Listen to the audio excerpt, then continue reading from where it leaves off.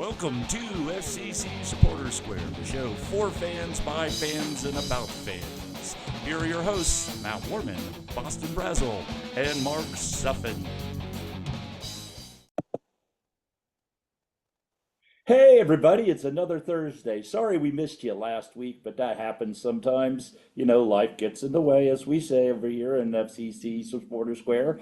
That's where we are. That's what we're going to be talking about. And I'm excited to bring in my co-host, Mark Suffin. Mark, how you doing? Doing just fine, sir. How you been? I've been pretty good so far, I think. It's been Good.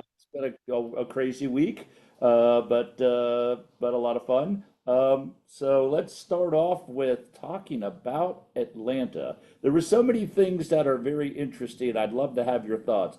First off, it was a Saturday afternoon game. I haven't been to a Saturday afternoon game, I don't think ever, but maybe once in the USL days. I'm trying to remember that far back. That was weird. Missing people, that was weird. Sickness, that was weird.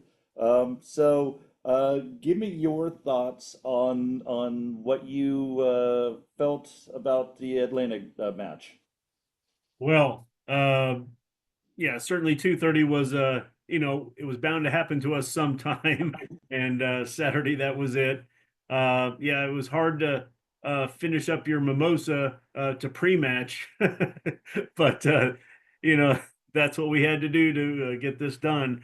Um, I honestly, looking at the starting 11, I didn't have much hope. I didn't see where we were going to have a lot of inroads to score for one thing, and defense. I had not a lot of confidence in that. Um, and then with the first half being 0-0, I thought, well, first half is done. I'm pretty happy with that, but I think the we're going to wear down. We're going to wear down, and they're going to just take over. And sure enough, that didn't happen.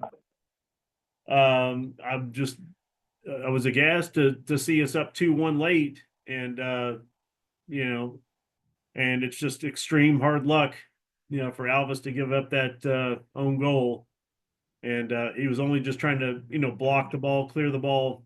It just went the wrong way. So that's how close we were to 3 points when so many I talked to, so many around said we're just going to get drilled, and that didn't happen. Well, so I knew going in that they were missing like eight. I don't think they were all starters, but eight players. So you Yeah, knew they were going to be disjointed on their side. We're missing Denke, so I thought uh, our defense should probably be good. We'll probably hunker down, and it'll be a very disjointed game, and it'll probably be a 0-0, 1-1 type of thing. I thought it'll be a tie. Going in 0-0 at halftime was like, okay, I'm not seeing Robinson out there. That certainly changed yeah, the complexion of what we were trying to do.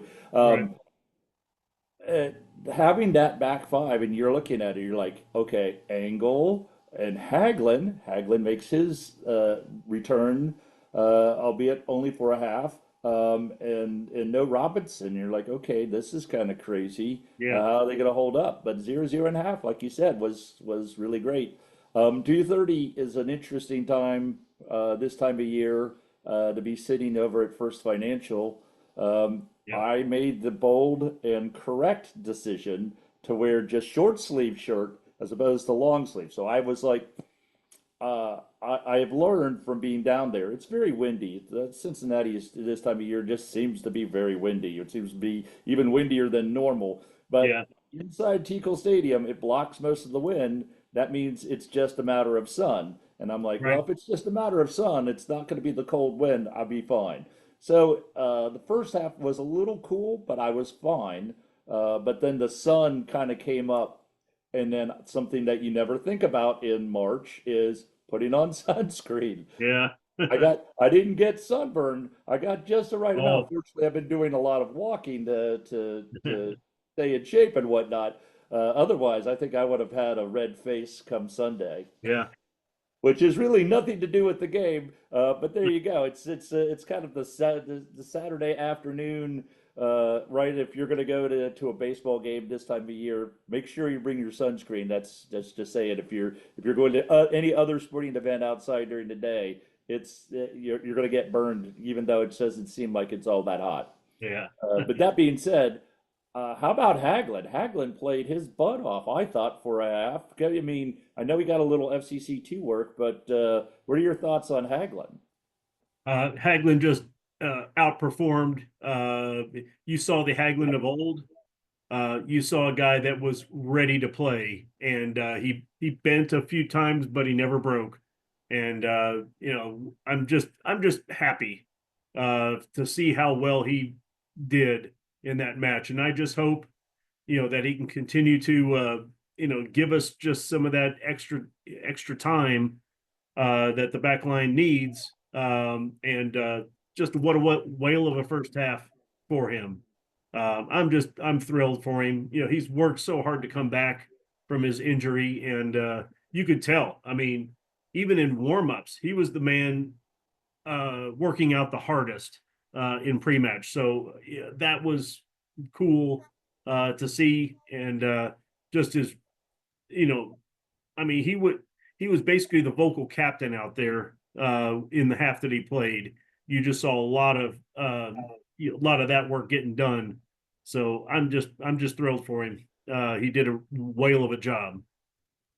He did come out at halftime because I don't think he was an emergency response Yep. to Miles Robinson being sick and Flores not being there. So again, the one thing I want the fans to realize is that yeah, it was a 2-2 draw, but we're playing not our A team or our B team. It seemed like parts of our C team and our B team. That was the Frankenstein of putting things together. We were beginning to show a back four. I think that's kind of the direction that we want to go to is a back four. But because of necessity, we had to play a back three, which turns out it kind of bit us in the butt in the second half. The first goal was clearly a fault of Powell. Yes, they were streaking down the wing, and there was our player was trailing him, but he forgot that he's a center back, not a wing back, and he came over and cleared the ball out. But when he cleared the ball out, and it's just a great move on Atlanta, it's a smart play. But the quick throw in, he didn't have time to go back to center back. Yes. You're a center back, you don't go that far wide. You can't. Yep. So he was thinking the wing back where I'll just kick the ball out in the stands and then run back to the center, not knowing you can't do that in the MLS. You can't get away with that, and that's what burned us. And that's where the red card to Flores bit us. That's where the illness to Robinson bit us. So I know. And I'd like to have your thoughts, generally speaking, this entire season on the defense, because they're not playing great, but we're not seeing everybody yet. So what are your thoughts? Well, I think it's just too soon to make a formal grade on it, just because we've got very little of regular players. I'd say the only ones that are truly regular are Yedlin and Engel, the wingbacks. I think our center back position has been a work in progress all season so far. So it's hard until we really get Miazga back and Robinson back to have our center backs locked in so that we can start locking down in the defense. I just don't think we're there at all yet. It's going to be a center back by committee, and they say that in baseball with relievers. Well, you're closing by committee. You're just going to send 2 or 3 guys out there and hopefully somebody can get the job done. Well, it didn't work today for the Reds, but I just think until Miazga gets back, we've given up 8 goals so far this season. That's a little high, and we're negative in goal differential. but that just says, we've given up a few more goals than we should, but we're not scoring as many goals either. So, I don't put all the fault on defense, honestly, just because we're not seeing, the defense we want to see out there, match in, match out.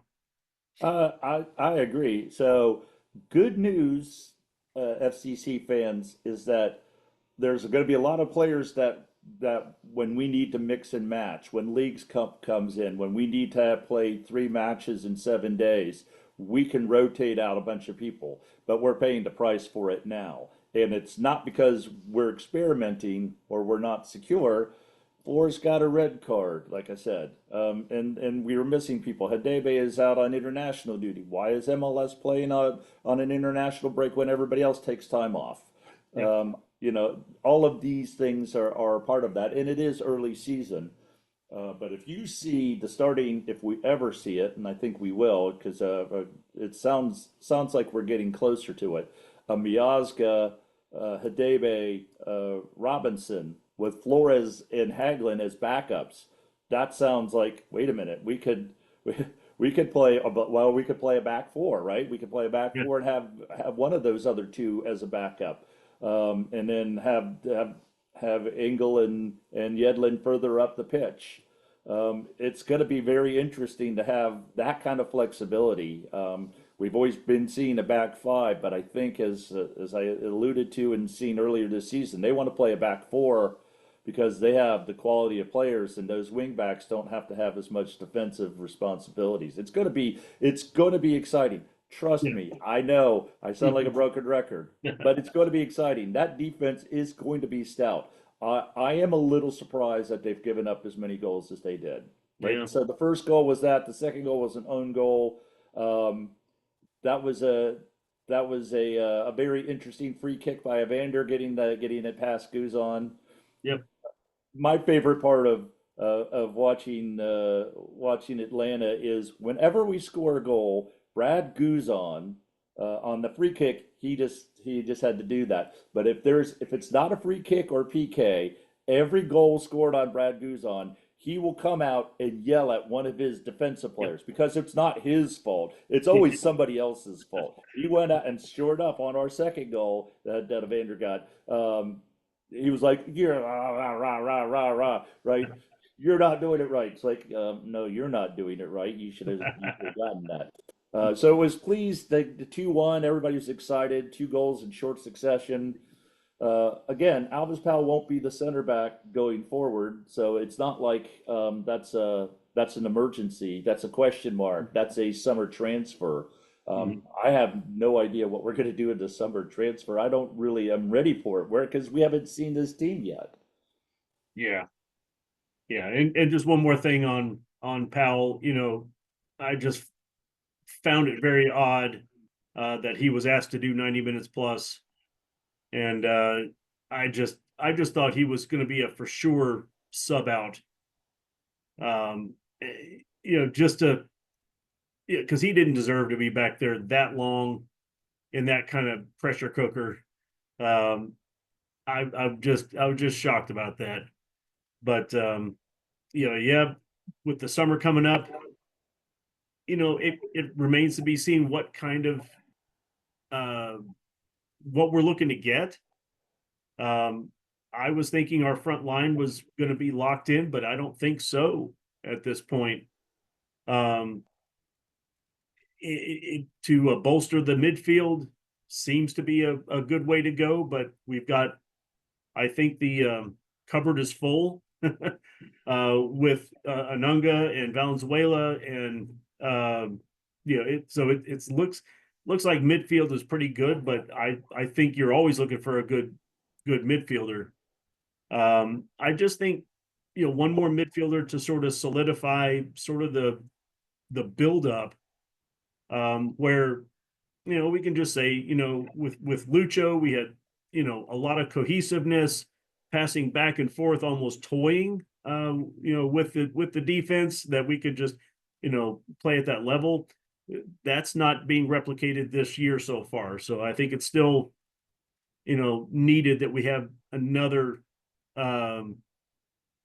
good passing, maybe a defensive midfield to sort of bolster everything up. So, you don't have balls that are going, to the back line that easily. That may be where we, find that diamond in a rough, uh, wherever that would be. Yeah, so the one thing I have seen that's really is shocking from the defense is that we still want to build out of the back. Mm, Our passing uh, was a little sketchy. There was a couple of passes that were sketchy and could have caused a quick goal, but didn't happen. Passing to the midfielder, I saw that Evander was coming further and further back to pick up the ball. I saw yeah, Orishano, which I think is going to be great with Denke, is that Orishano was floating everywhere. He wasn't just central, or on one side. He was coming back for the ball as well. Now that's not a good sign if you're trying to score, is if you've got Evander and Orishano coming back into the defensive third to try to pick up the ball. yeah, But sometimes if you're gonna have a press, then somebody, maybe one of your better ball handlers comes back and somebody else runs forward, right, to try to kind of spring a trap on them. But that being said, once they got to midfield, we were moving the ball well yeah, through midfield. I thought we were the better team of the two jaggedy teams. yeah. So at the end of the day, a 2-2 result is disappointing because it seemed like we had it. But that's what I was expecting going in. Right. So that's where you go, and I think there's lots of growth. So this week, the big news I heard is that Miazga was training today, Yep. Robinson was training today, Haglund was training today, Flores should be available for selection. I don't know where Hidebe is. I heard Denke was coming in this afternoon or yesterday afternoon.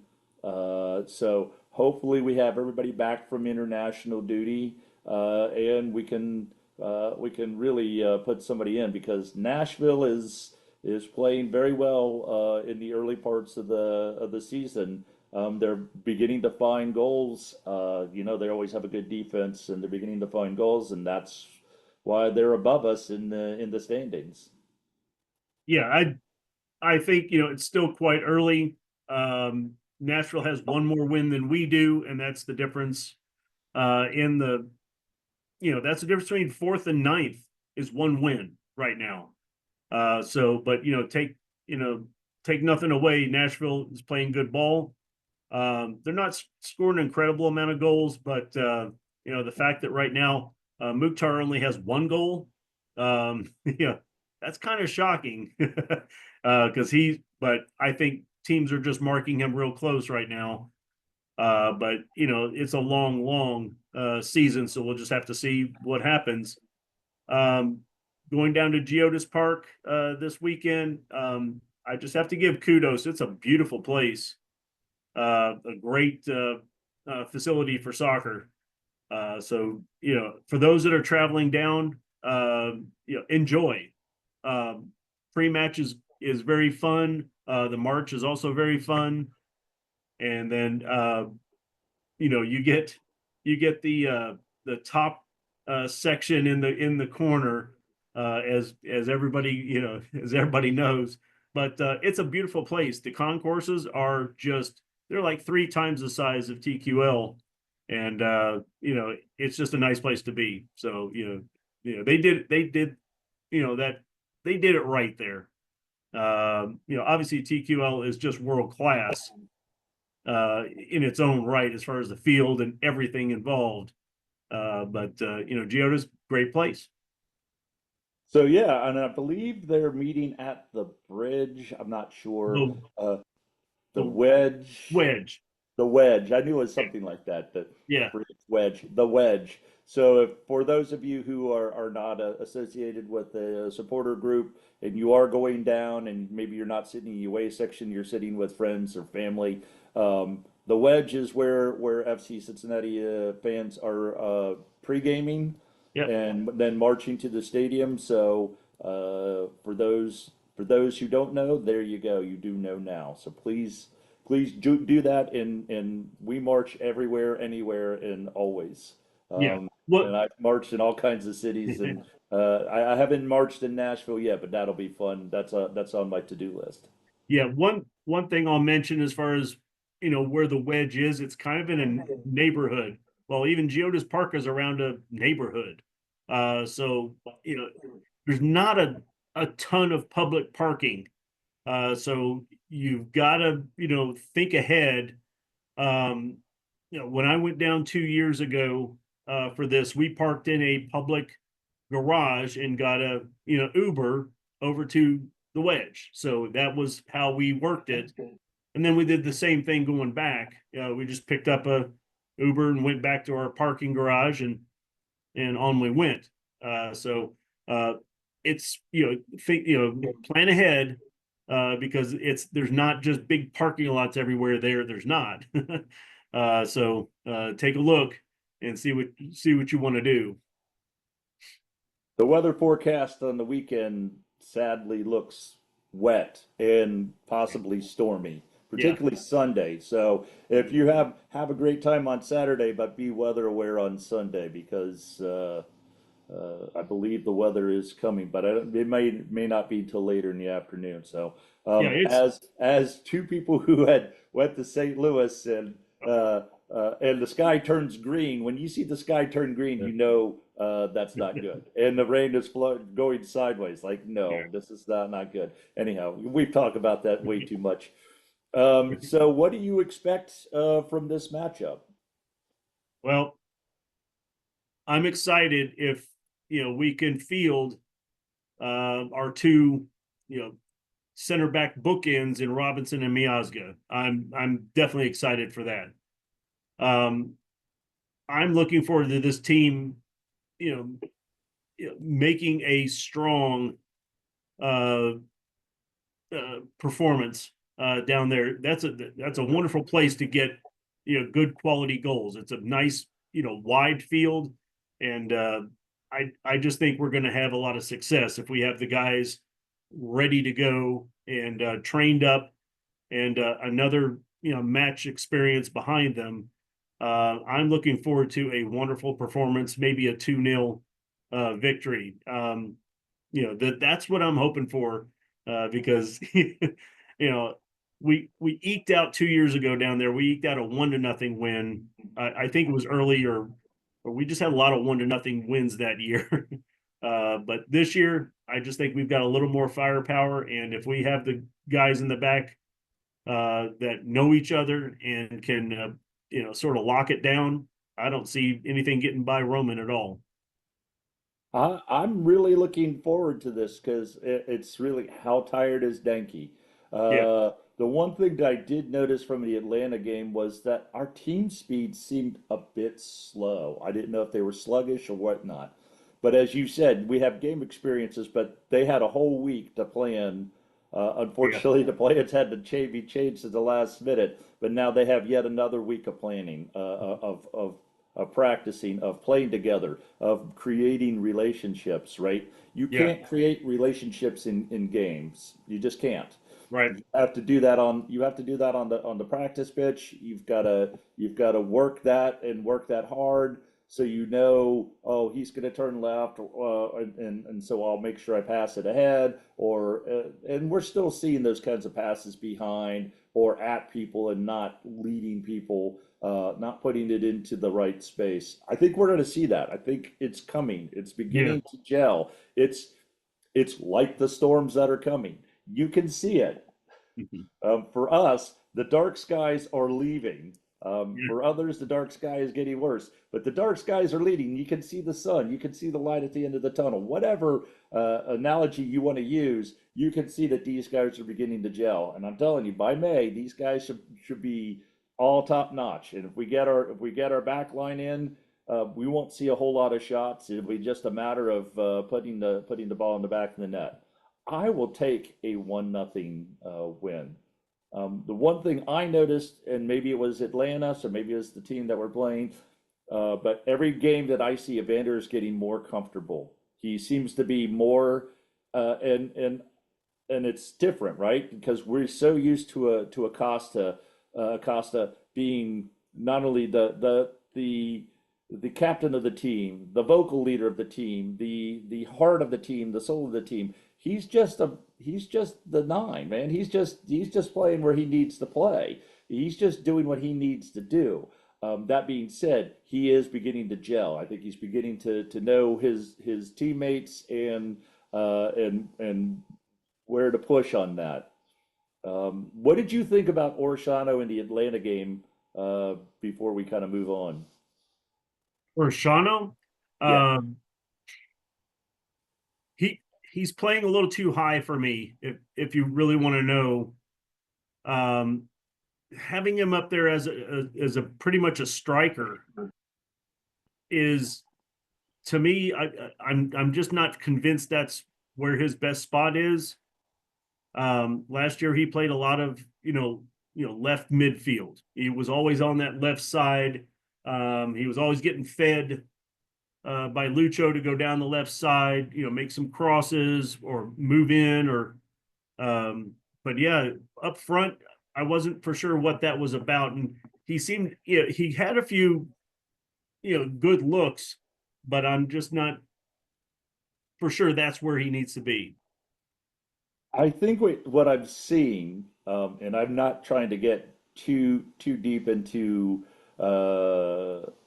tactics because there are other people who do this, but it's almost he is playing up front, but he's almost playing like a false nine. Yeah. His he is up front, but I'm seeing him go back and receive the ball. He's going to the middle of the pitch instead of staying on one wing, and he's moving on all sides of the pitch. That's good and bad, right? Yeah. Disciplined. Orishano was beginning to look a little like Acosta, where he can dribble one on one for sure, but Yeah. then sometimes he was taking two one-on-ones or one-on-twos and not moving the ball where he needed to be. Yeah. So I heard some people go, well, he seemed a little off, and maybe he's still working his way through, and I think he has. Um, but it done right, you don't know where Orishano is on the pitch. That puts Evander anywhere on the pitch, which puts Denke. If you're gonna bracket Denke, then you're just opening up all kinds of space. You're Yep. gonna see Buka score more goals. You're gonna see Evander score more goals. Hopefully, you'll see Engel take some more shots, and Yedlin put in a couple of goals. Yeah. That's where this production goes. Is that you can't say, well, when you used to see us last year, it was just keep Acosta in front of you, which is not an easy task, Yeah. and just play solid defense. And if you can frustrate Acosta, you've got him. You know where he's going to go. You know the predictable sides that they're going to go side. They're going Yeah. to go down to Orshano's side, not so much Yedlin's side. Yedlin's going to cross. Now we don't know who's going to cross, Right. when, where, how. So the early season, it looks all out of sorts, and I think Orishano is a part of that mix. But once it does gel and it gets organized and he knows his responsibilities, I think he's going to be as important, if not more so, than Acosta. Because Evander doesn't have to be the guy. He doesn't have to be the Acosta. Now we have two guys that have really good ball skills. Danke can then do what he needs to do and not have to hold up play, because I think he's better making runs as opposed to being a hold up striker. Yeah. And to be honest, all of this is predicated on Evander's maturity and getting used to the guys around him. You're seeing a little more of that every match, so I'm confident it's going to come. It's just going to take a little more time for him to get comfortable on where he needs to be. Because you could see last year, or Lucho, he would camp out at the midfield, uh, mid stripe or on the sideline, basically, uh, getting that outward pass, dribbling forward, making a couple of moves, and then possibly finding somebody near the goal for a shot. He was a master at that and just did it constantly. So I'm hoping Evander can turn his game into finding where his open spots are, distributing well, and being ready, for, what could come next after we get into the final third. So yeah, I think we're close, but it's just 2 goals by Evander, I think is giving him a lot of confidence. So we'll just see where that takes us. And first test is this Saturday. Yes, so it's 8:30, I believe, because Yep. they're an hour behind us. Right. 8:30 Saturday. I'm excited to do that. So a couple of little house cleaning. For pregame, we pregame at Sam's at the Brigade. We're very happy about that. Yeah.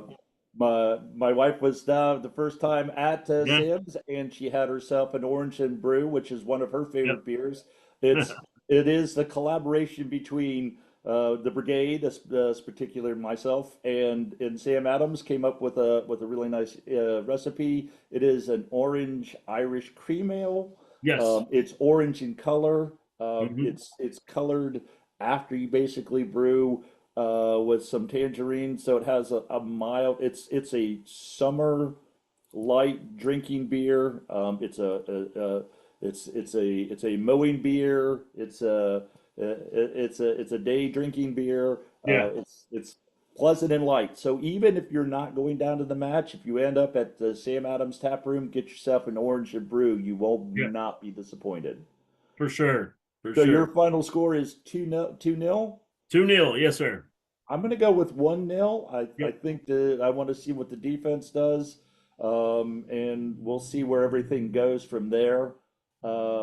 I'm pretty excited for this team. I think in a couple of weeks we're really going to see a lot more out of this team. And yeah, don't look at really. It's way too early, as you said. A win jumps you from 10th to 4th. Yeah. So you know. Nobody is running away with it. As they say, you can't win the Supporter Shield in March, but you can lose it. And I don't think we're in any shape to worry about winning or losing the Supporter Shield at this point. Right. So I think 1-0. So what are your final thoughts for the week? Well, was definitely happy with seeing everybody out at St. Patrick's Day Parade. It was another great attendance and fun. It seemed to be a lot quicker, but I think when you have a little bit warmer weather, a parade can go very fast. So was just pleased to see everybody out that came out. Some wonderful pictures, some wonderful time, and we got it all in before the storms came just a little later. So that was a wonderful day, that's for sure. I think it's the first time in 5 years that I didn't go to the parade, but I also didn't do my capo duties. Yeah. I love walking backwards and screaming. That's what I'm good at. One of my few things that I'm good at. But we had an Irish open house, and thank you Yes. and everybody who came to that. That was it was tremendous. Jameson and Guinness were poured. Stew was off the hook. The porridge Off was the amazing. hook. People are like, "Can I have that recipe?" It's like it's just stew. It's stew. But it was just the heart that went into it. That's what made it taste so good. Yes, and real Irish porridge. That's what they call it, basically oatmeal. From my wife's family's, they make oats apparently. So it was authentic and really good. Well, anyhow, we're running out of time here. Enough about that. But yes, thank you for everybody who came to the Irish or the St. Patrick's Day Parade. Right? You don't have to be a brigade member to do it. Nope. But it helps because you'll know all the drinking songs. Yeah, for sure. Anyhow, I think it's going to be an exciting time. Watch out for the weather, and we'll see you Yep. next time here on FCC Supporter Square. Thank you for joining FCC Supporter Square. The hosts are Matt Warman, Boston Brazel, and Mark Suffolk. The intro song is Quick on the Holster by the Stone Bunnies, and the ending song is Awesome Sauce, also by the Stone Bunnies. Thank you for listening. Please join us again.